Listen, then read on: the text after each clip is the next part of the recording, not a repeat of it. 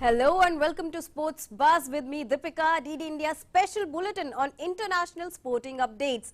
Let's start with the headlines. Virat Kohli and Shikhar Dhawan make steady progress for India in first ODI against England at MCA Stadium in Pune. Shikhar Dhawan scores half-century, debutants Krunal Pandya and Prasidh Krishna receives maiden cap.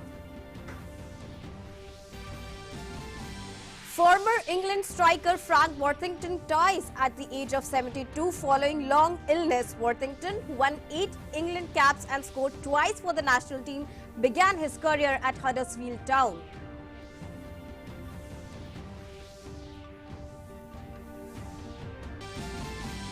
AC Milan's Zlatan Ibrahimovic returns to Sweden's national team for World Cup qualifiers after 4 years of absence.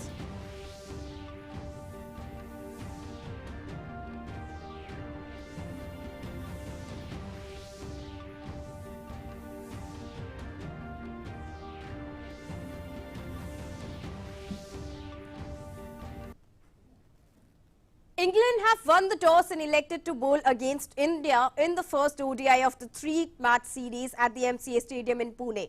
Openers Shikhar Dhawan and Rohit Sharma added 64 runs for the opening wicket.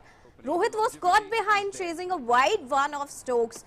Currently, India are batting on 167 for the loss of just 1 wicket. And right now, Kohli and Dhawan are at the crease and driving the Indian innings. India have rested Rishabh Pant with KL Rahul taking the wicket-keeper role. Krunal Pandya and Prasidh Krishna have also been handed caps with Kuldeep Yadav included in the playing 11 too. Meanwhile, for England, Sam Billings, Tom Curran and Moeen Ali are back in the playing 11. Pacer Jofra Archer won't be available for the series due to an elbow injury. T20 series. Just get some off the mark. First runs for Rohit Sharma.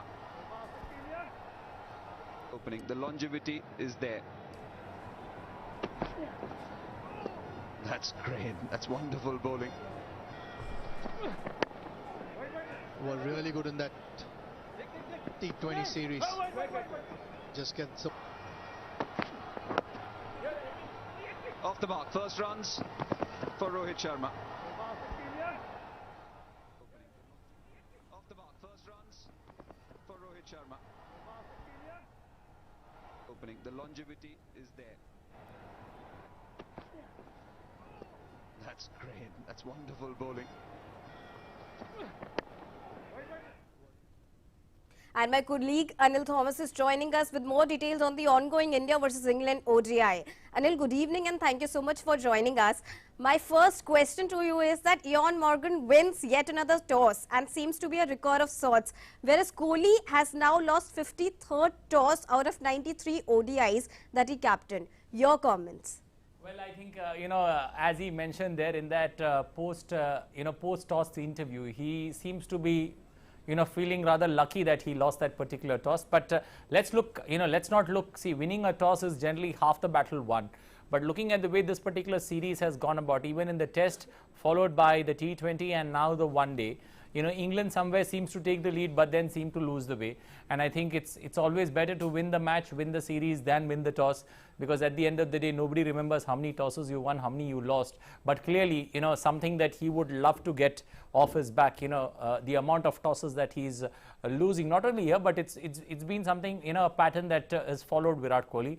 I think something that he would love to get off his back. But at this point of time, as things stand, I would say, as he mentioned, he seemed pretty happy because this particular track, does have something for the bowlers in the second half under lights, and that's what Virat believes, could help the team in a big way. So I think getting the scores there in the middle, putting a huge total like we did in the 4th and 5th T20 match, that was played in Ahmedabad. We managed to outbat the opposition. I think that could be the strategy of this particular series. Remember, we are playing 50 overs cricket, but the focus is on the 20-over World Cup. That's very much around the corner in 6 months' time. And that seems to be even the focus when it comes to selecting this particular team. So I think Virat's focus will be on winning the war, but losing the battle of walking out every time in the middle for the toss.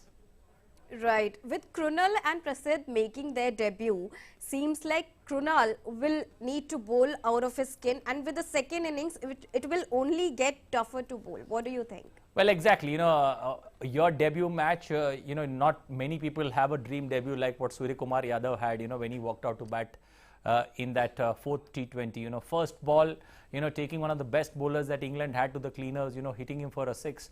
Not many can afford that, and not many, get that luxury. It could be a test of time, especially if India get huge runs on the board. I think it could soothe the nerves, especially when you come out to bowl, because England would need to score 6 or above 6. That puts immense pressure on the batting lineup, and that could be a blessing in disguise. But the way things stand, India losing 2 wickets and Shikhar Dhawan looking in great form, I think both the bowlers would be having a huge sigh of relief. When you have runs on the board and it's your debut game and you come out to bowl under lights, you clearly sense that you have a chance to, make the opposition or the opposition batters somewhere crumble under pressure. And I think both would be eyeing that opportunity to make it count, or make it count big in their debut game. Right, and for the England side, it is also a big day for them as Ben Stokes is making his first ODI appearance since 2019 World Cup. How is it going to pose a threat, or how is it going to be an opportunity for England and India? Okay, when you look at the English side, they have got many things going for them, but the combination or the longevity of that things going right for them has not been something that they have enjoyed. And in this particular series too, if you see the test series, they started off with a bang, won the first test in Chennai, then lost the next 3, a fortnight of blunder when it comes to team selections, when it comes to changing and chopping the squad, rotation policy, all that you can see. If you don't end up winning, all these are going to come just, boomerang as brickbats to the selection and to the team. And that's been England's cause of worry. In this particular series, in the T20 series that followed, not once, but twice they managed to take the lead. First up 1-0, then up 2-1, and then lose the series 3-2 as the final end result. So England don't have anything going for them in this particular series. But I believe England team generally look at, say, 1 year, 1 year or 2 years before a particular tournament that they are eyeing. They look at more in terms of preparation grounds for that big event that they are looking at. It happened in the 2019 World Cup. For the first time, they look focused to win a World Cup, and they could manage it with, with pinpointed precision when they hosted the World Cup in England. This time around, they have been talking highly about making it count in the T20 World Cup. We'll have to wait and watch how things pan out. But purely the way things have gone about for England, it's not been a great series that one could pick some positives from. They have players who played well in patches. Joe Root looked good in the test series, in the first test. But there has never been a consistent performance. At least their bowlers have done something credible for them. But generally, it's not been a consistent series for any of the batters or any of the bowlers for England, and that's been the big cause of concern. When you have at least 1 or 2, either in the batting or in the bowling department, that's been very consistent for you. You do have something of a contest in a game, and I think England have been paying a huge price. They would be looking at some of their big names to come good. If they come good, we could see an altogether different series. But if they don't, it's going to be again England who will be looking for some answers in this particular series. But all in all said, I think the way things stand, England would be looking at what are they going to chase in this first outing, because all the three one days are going to be played on this very track, so not much to choose from. I think England have their task cut out. They need to make it count. And they need to make it count pretty quick, because you need to have something in your pocket when you board that flight back to England. You cannot say we lost the test series, we won the first test, we lost the next 3, we won 2 T20s but we lost 3. So at the end of the day, and you lost the one-day series, so you don't have anything to fall back on or take credit for on a series or on a tour to India. So I think England would be more than eager to, at least in this next 3 games, more of pride, where England would be looking to pocket something from a series that's been totally unfruitful for them. Definitely, all eyes will remain on India versus England. Thank you so much, Anil, for joining us and taking us through the match and everything about it. Now, let's move on to our cricket wrap for more cricket updates. English county Lancashire announced the overseas signing of Indian batsman Shreyas Iyer for the 2021 Royal London Cup. Iyer will arrive at Old Trafford on July 15 ahead of the start of the 50-over tournament and will remain with Lancashire for the duration of the month-long group stage. The top-order batsman is regarded as one of the most attacking and fluent stroke players in Indian cricket, and he has played in 21 ODIs and 29 T20 internationals for his country. Indian skipper Virat Kohli on Monday criticized the fiercely debated umpire's call in the decision review system, saying it is creating a lot of confusion and LBW dismissals should be based solely on whether the ball is hitting the stumps, even if marginally. On Monday, England captain Eoin Morgan said that the upcoming 3-match ODI series against India would be an opportunity for the fringe players to push their case for the T20 World Cup, as the 50-over format also throws situations similar to T20 cricket. Former England captain Michael Vaughan believes that the Royal Challengers Bangalore will be a lot stronger by having captain Virat Kohli at the top of the order. Notably, Virat Kohli has confirmed that he will open the batting for RCB in IPL 2021.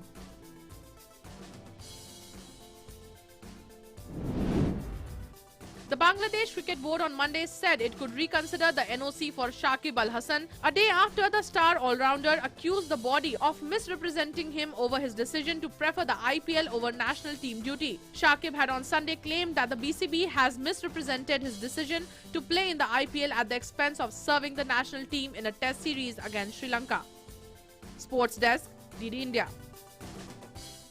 And India got exactly 100 runs more in the 55th T20 International against England than they did in the first, that too after losing 5 fewer wickets. At the end of the series opener, the batting was the big concern for the host, but in the series decider, they turned things around dramatically to beat Eoin Morgan and the company out of the contest. Here's a look at some of the big takeaways from India for the T20 series against England.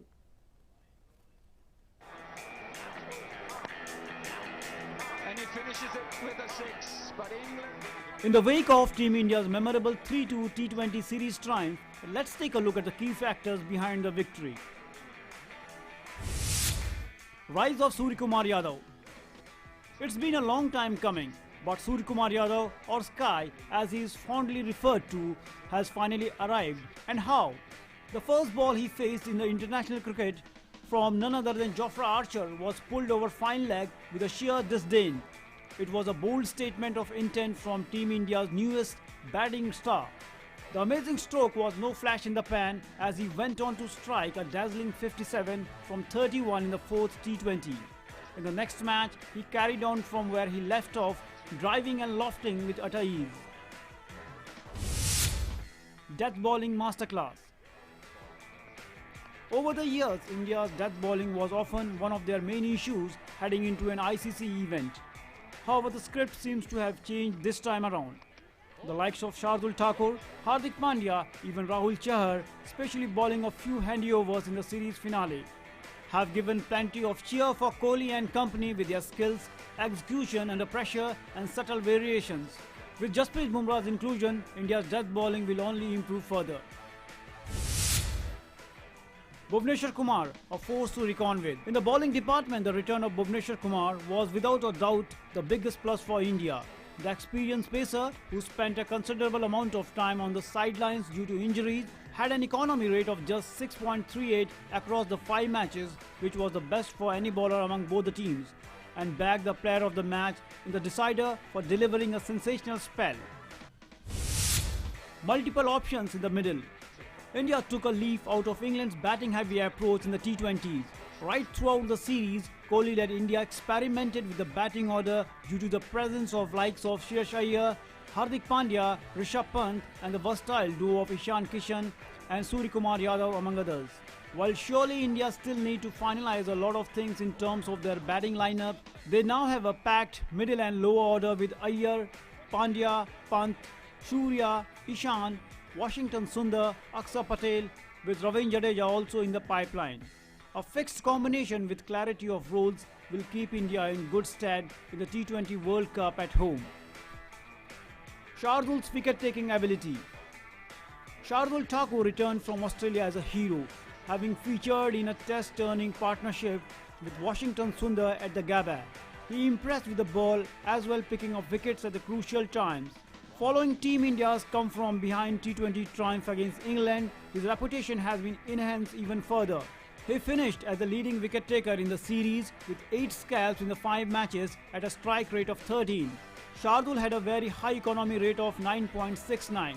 What the numbers don't tell you is when he got his wickets and how he swung around the matches for Team India. In Shardul's case, most of his wickets came in pressure cooker situations and were game-changing ones. Sports Desk, DD India. And in football, according to media reports, Borussia Mönchengladbach have agreed to hire former Spain midfielder Xabi Alonso as their manager for the next season. Alonso, who's won the World Cup and 2 European Championship titles and was also a Champions League winner at Liverpool and Real Madrid, became the coach of boyhood club Real Sociedad's youth team in 2019 and has led them to the playoffs in the third tier. Real Sociedad declined to comment on the media reports, saying Alonso was focused on his side's promotion campaign. Gladbach, 10th in the Bundesliga, have been looking for a coach since announcing in February that current manager Marco Rose will take charge of Borussia Dortmund next season.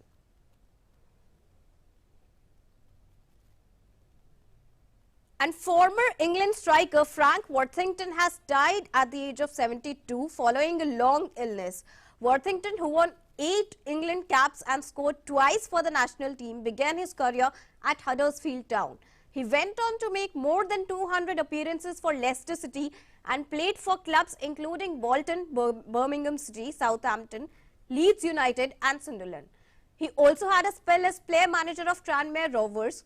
He played in 22 consecutive Football League seasons from 1966 to 1987, scoring 266 goals in 882 appearances in all competitions. In 14 of those competitions, he played in the top division, notching 150 goals in 466 matches and won the Golden Boot Award for Bolton in 1978 and 79 as the leading scorer ahead of Liverpool's Kenny Dalglish and Arsenal's Frank Stapleton.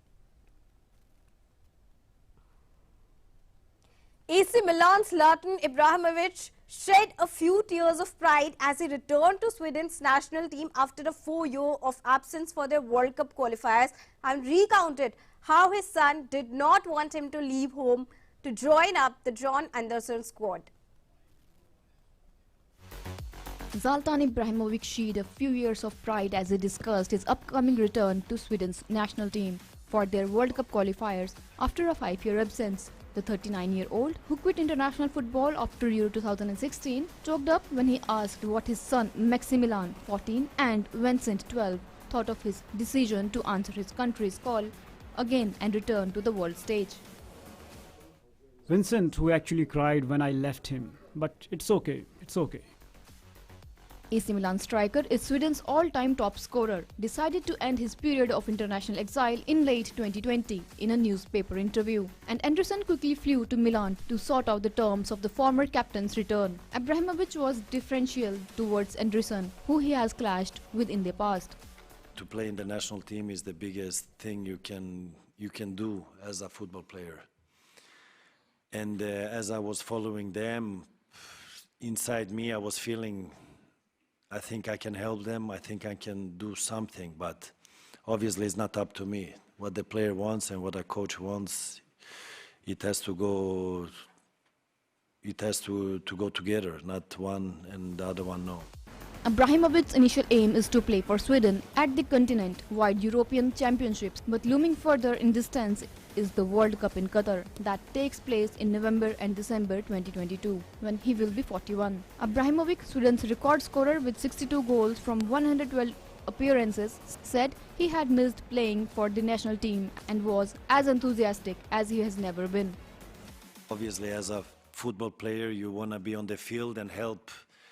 Every moment you see teams that you played for and that you played with, teammates that you played with, and but I didn't say to myself, because I had a bad injury, I had a very bad injury, so my thoughts at the moment when I was injured was not like, I mean, in my head I'm the best, but physically I was not the best. So I just enjoyed and follow the success. And today I'm here because I think I can help, and this is my wish. And from back home, I miss the national team, because if I don't miss it, it means it didn't mean nothing to me. Sweden faced Georgia in their first World Cup qualifier on Thursday before taking on Kosovo 3 days later and rounding off with a friendly against Estonia. Sports Desk, DD India. Ahead of qualification matches for the 2022 Qatar World Cup, Amnesty International, an NGO who works for human rights internationally, is calling on FIFA to use its leverage with the Qatari authorities to help end the abuse of migrant workers. In a letter to FIFA President Gianni Infantino, Amnesty called on FIFA to live up to its responsibilities to prevent, mitigate and remedy human rights risks connected to the tournament, and to use the full extent of its influence to urge Qatar to fulfill its program of labour reforms before the World Cup kicks off. Amnesty International has written to FIFA President Gianni Infantino asking soccer's governing body to do more to protect migrant workers in Qatar, many of whom are engaged on World Cup infrastructure project. The hosting of the tournament, which will be played in November and December of 2022, has already shown a spotlight on the often poor conditions construction workers are claimed to toil under in the Middle East. Hundreds of thousands of workers from South Asia and Sub-Saharan Africa are employed on building sites across the region, and charities such as Amnesty say they are often exploited. Ahead of qualification matches for the Qatar 2022, Amnesty has called on FIFA to live up to its responsibilities, prevent human rights violations connected to the tournament, and to use the full extent of its influence to urge Qatar to fulfill its program of labour reforms before the World Cup kicks off. And we've engaged with FIFA very often over the years. We know that they're committed to try to ensure that the World Cup does leave a positive legacy. We want them to do much more. We want them to make sure that they're much more hands-on in the delivery of the tournament, to make sure the workers' rights on stadiums and other projects in the country are respected. We want them to have a much stronger voice towards the Qatari government, to make sure that they're speaking out, to make sure that Qatar fulfills its commitments towards its workers. And we want to make sure that human rights are embedded in future tournaments as well, to make sure we don't see the repeat of what we've seen.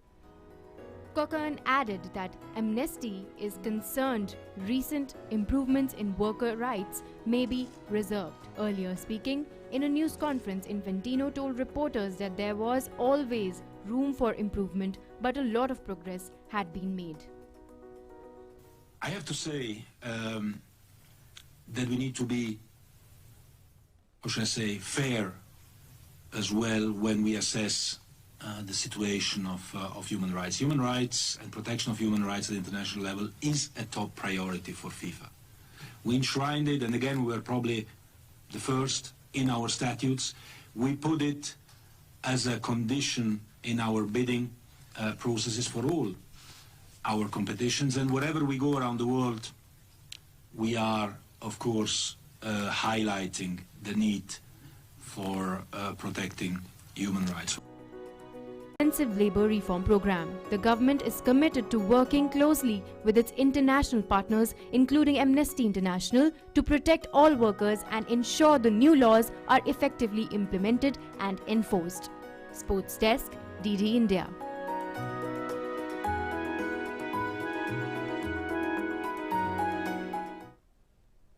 Indian shooters continue their medal-winning spree at the ISSF World Cup in New Delhi. The trio of Maharaj Khan, Angad Bajwa and Gurjot Khangura won the gold medal in the men's skeet team event on Monday, taking India's total medal tally to 17.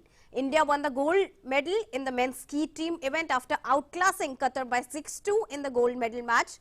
India's men finished second in the qualification with an aggregate score of 503, behind Qatar's 507 and ahead of Kazakhstan 501. The Sports Ministry has decided to extend the Khelo India scheme from 2021 to 2022 to 2025 to 26. The ministry has furnished an Expenditure Finance Committee memorandum to the Ministry of Finance for extension. Last week, Union Sports Minister Kiren Rijiju, in a written reply, informed Rajya Sabha that the central government is helping sports persons across the country to obtain maximum quota for the Olympics and enhance their chances of winning medals. An amount of rupees 8,750 crore has been estimated as financial implication of the new Khelo India scheme in the EFC memorandum furnished to the Ministry of Finance.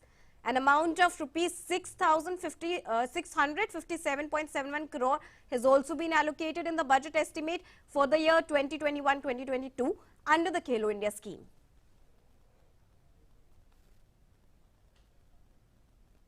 The Tokyo 2020 Olympic torch relay is finally ready to restart on March 25th, 1 year a day since the games were postponed on March 24th last year.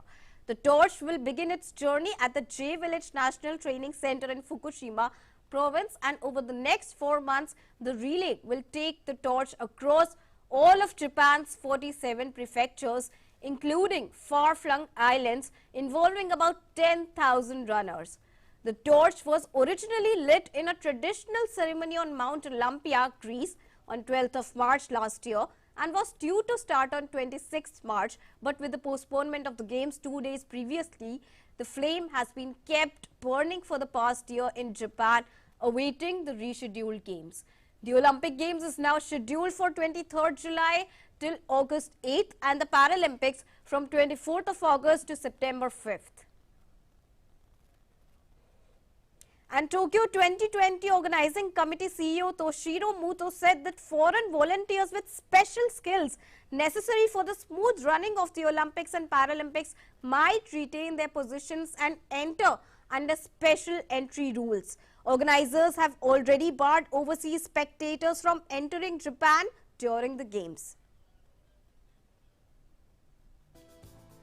Tokyo Olympics organizers said that Japan would not allow in volunteers from overseas except for some who are deemed essential after it decided to bar international spectators amid public concern over the COVID-19.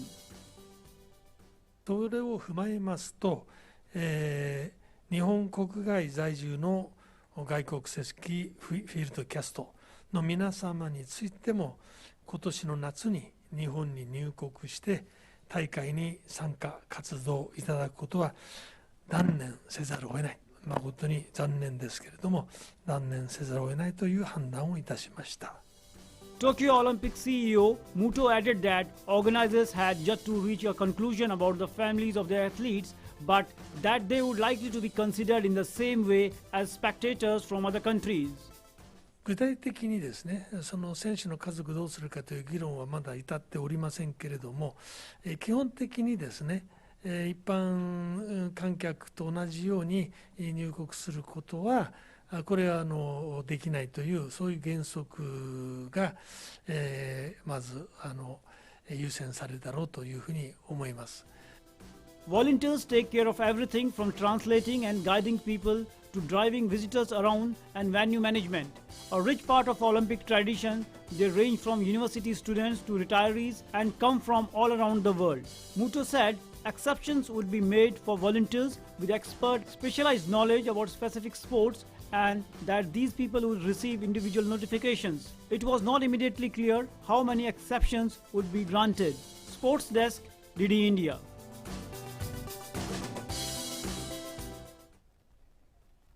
And that's all in this edition of Sports Bulletin Sports Buzz. We will be back with more and fresh updates. Till then, stay tuned with DD India, and thank you so much for watching.